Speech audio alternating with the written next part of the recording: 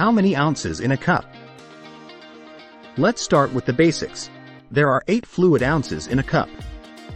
With this knowledge, you can easily measure liquids in recipes without confusion.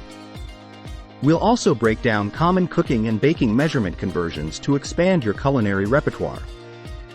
If you need to convert cups to pints, remember there are 2 cups in a pint. So, a recipe calling for 2 cups can be conveniently converted to 1 pint. Moving on to cups to quarts, you'll find that there are 4 cups in a quart. For instance, a recipe requiring 6 cups would be equivalent to 1.5 quarts.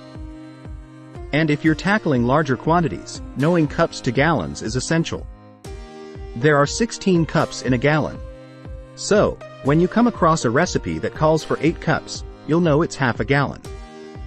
By understanding these common cooking and baking measurement conversions, you'll have the confidence to navigate any recipe and adjust quantities according to your needs. No more recipe confusion or kitchen mishaps. Stay tuned to our channel for more fascinating insights and answers to some of Google's most frequently asked questions. If you found this video helpful and enjoyable, we invite you to hit that subscribe button and become part of our community. We appreciate your support, and thank you for watching.